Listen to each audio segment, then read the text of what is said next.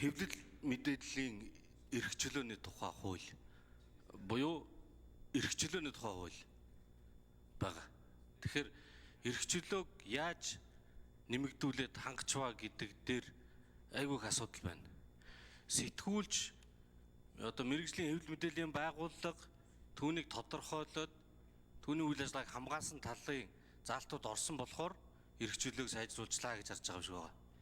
А гэтэл нөгөө хэвлэл нийтлэх, үгээ хэлэх, үзэл бодлоо илэрхийлэх хүрээлэл өөрөө шал өөр болцсон болохоор тэр хүрээнд эрх чөлөөг хязгаарласан заалтууд харагдаад байна. Инхээр энэ үзэл баримтлалын ялгаа харагдаад байна. За жишээлбэл олон нийтийн эрх ашиг, сонирхлын төлөө мэдээллийг хэвлэл нийтлэхтэй холбоотой үйл ажиллагааг зохицуулах энэ агуулга үзэл баримтлалд орсон байна. Өөрөөр хэлбэл юуг олон нийтийн эрх ашиг сонирхол гэдэг юм бэ?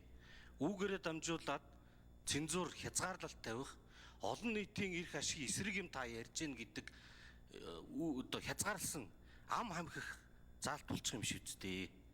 Бас нэг зүйл нь болохоор ёс зүйг хөөцөлсөн. Ёс зүйг энэ хэдэн мянган жилийн түүхтэй уламжлал, шашин, гүн ухаантнууд тодорхойлдог болгоос биш хэдэн хүмүүс сууж байгаад хууль дээр ёс зүйг тодорхойлохгүй гэж бодож байгаа. Хуулийн үйлчлэх хүрээ нь яг хэвлэл мэдээллийн байгууллагын үйл ажиллагааг ингээд хамаарсан, зохицуулсан. А нөгөө илэрхийлж байгаа, үг хэлж байгаа янз бүрийн субъектүүдийг бол хамрааж чадаагүй байна. Хэвлэл мэдээллийн байгууллага бол ийм байна. Сэтгүүл зүйн үйл ажиллагаа гэж бол энийг хэлнэ. Хэвлэл мэдээллийн хэрэгсэл гэж бол энийг хэлнэ. Тэгэхээр зэрэг нөгөө энэ хэрэгсэл дотор шал өөр юм хэрэгэлдэг ийм байгууллага ерөөсөө байхгүй. Тэгвэл нийгэмд үйл ажиллагаа идэвхтэй явуулдаг хэвлэл нийтлэгч энэ зохицуултын гадна орчиж байгаа юм шиг харагдаад байгаа байхгүй.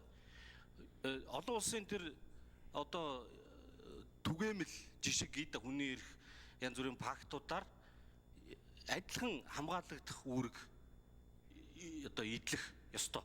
Ямар ч хэвлэл нийтлэлч бай.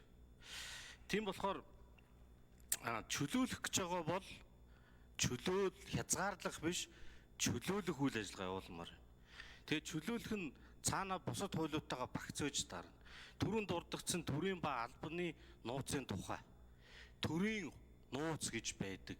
Албаны нууц гэхээр зэрэг янз бүрийн нөгөө арилжааныхаа ямиг нуудаг төрийн өмчийн компани, янз бүрийн байгууллагууд ингээд нууц гэдэг ангилалд оруулж байгаа тэрийгэ задлсан хүмүүсийг хамаатуулж хариуцлага хүлээлгэх гэдэг.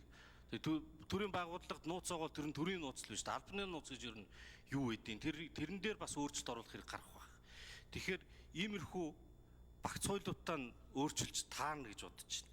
Яагаад тэгэхээр 2011 онд энэ хууль яригдж байгаад 13 он хүртэл яригдаад тэгээд ерөөсөө зөвхөн сэтгүүлчд биш иргэний үг хэлэхтэй холбоотой учраас гэд ингээ хоошо тавигдсан. Яг энэ байдал одоо давтагдж харагдаад байна. Улсын хурлын даргын захирамжаар улсын хурал дээр ажлын хэсэг гарцсан байгаа. Хэвлэл мэдээллийн эрх зүйн орчныг сайжруулах, судлах, хуулийн төсөл боловсруулах магадгүй. Тэгэхээр энэ ажилтайгаа энийг уяад тэгээд хилцүүлэхгүйгээр татаж аваад дараа нь үзэл баримтлалын хувьд нийтлэг болгож оруулж ирж болохгүй мó гэдэг асуулт. Тэгээд тодруулъя. Баярлалаа.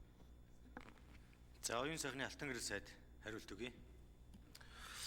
За бид нар нэг хэвлэл мэдээллийн эрх чөлөөний тухай хууль гээд эрх чөлөөг яаж сайжруулж байна гэж. Бид нар энэ хуулиар эрх чөлөөг сайжруулах ч гэдэг юм эрх чөлөөг олох зорилго тавиагүй. Угаасаа тэр эрх чөлөө байгаа. Монгол улсын үндсэн хуулиар энийг сайжруулах ч юм уу ийм ойлголт байхгүй. Ерөөсөө үндсэн хуулиар шууд утгаар нь заагаад өгсөн. Үг хэлэх, үзэл бодлоо илэрхийлэх эрх чөлөөтэй.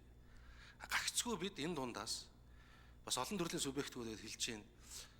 Тийм, ер нь бол бүх төрлийн субъектэд оруулгаагүй энэ хуулийн үйлчлэлийн хүрээнд сэтгүүл зүйн мэргэжлийн үйл ажиллагаа явуулж байгаа хэвлэл мэдээллийн байгууллага сэтгүүлчдийн үйл ажиллагааг хэрхэн яаж нэрхээ хэрэгжүүлэхэд нь бид нар харин энэ зохицуултыг хийж өгөх юм бэ гэдэг энэ үндсэн дээр л бичигдсэн хуулийн төсөл.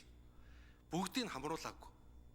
Энэ дээр яг редакцтай сэтгүүл зүйн мэргэжлэр өөрсдөө бүтээл төрж байгаа тэр хэсгийг хэвлэл мэдээллийн хэрэгслийг л энэ хуулиар зориуд ингэж эрх зүйн байдал статусыг хамгаалж тэр эрх чөлөөг нь хамгаалахын тулд оруулж ирж байгаа хуулийн төсөл гэдгээ хэлье. За энэ олон нийтийн эрх шиг гэдэг энэ ам хамгах зүйл болох юм шиг байна. Огт тийм агуулга байхгүй.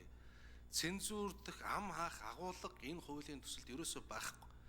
Түрүүн бас манай ажлын хэсгээс дурдж чинь шүүмжилд өртөж байгаа тэр нэг зарчим гэсэн хэсэг байгаа. Ер нь ямар зарчимын үндсэн дээр явах юм гээд энэтэйгээ холбоотой зөрчлийн, эрүүгийн, бусд хуулиудад ямар ч хариуцлагын механизм байхгүй. Тунхагийн шинжтэй 5 зарчим тавьсан. Эдгээр бол хилцүүлгийн явцад хасагдаад юм зарчим байх ёсгүй гэж ингэж үзэж ингэж хассан ч энэ бол уг хуулийнхаа зорилго энэ зүйлд бол ерөөсөө харшлахгүй ийм зүйлүүд байна. Яагаад бүх субъектыг хамруулаагүй вэ гэвэл бүх субъектыг хамгаална гэдэг нэрийн дор энэ эрх чөлөөг хамгаална гэдэг нэрийн дор яг хариуцлагатайгаар явж байгаа сэтгүүл зүй сэтгүүлчид чи хамгаалтгүй байна. Энэ үйл ажиллагаанд зөндөө олон дутагдал гараад байна. Олон жил ингэж ярьж, олон жил энэ хуулийг өөргөж буцааж энэ чинь хооронд бидний тэр хэвлэлийн эрх чөлөөний индекс унаад байгаа байдал сэтгүүлчдэд ямар нэг байдлаар эрүүл шуул тулгадаг, мөрдөж байцаадаг энэ зүйлүүд чинь байна. Энд ерөөс ямар нэг хамгаалт үүсэхгүй байна гэсэн үднэс хийсэн.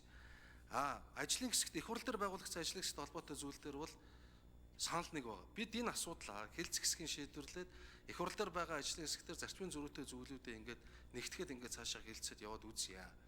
Үнэхээр их хурл дээр байгуулагдсан ажлын хэсэг гишүүдтэй засгийн газраас өргөн барьсан төсөл ингэж нэгдэж нийлэхгүй юм байна.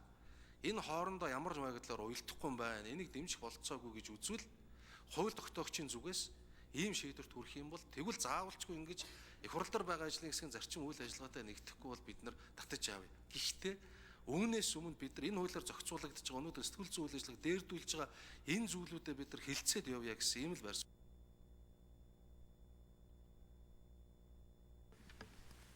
За золж аргал гишүүн тодруулж суй. Харин яг л энийг бодоод байл л да. Одоо та бол бага хүрээнд мэрэгжлийн сэтгүүл зүйг ингээд хамгаалах, сайжруулах. Гэтэл энд чинь өөр хүрээ бодогдоод энэ идэвхтэй яг энэ дээр ажиллаж байгаа гишүүд нь өөр байр суурьтай байгаад үзэл баримтлал суурьаараа. Тэгэхээр одоо хилцүүлэл чинь дэмжигдэх юм уу юу?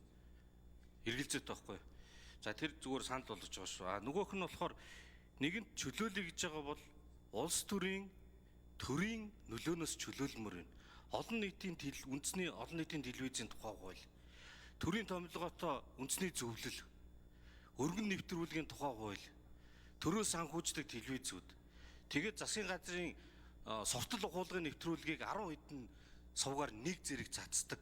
Эднэрийг нь журмалж хязгаарлаж яг тэр үндэсний контент одоо соёл урлаг юу гэдэг өв боломжлоо тавихгүй хажуугаар нь ийм тарих угаалт явуулдаг юмнуудыг бид нар бас энэ хүрээнд авч үзэх хэрэгтэй байна. За санал хэл. Чулуун бэлгийн лодо самбог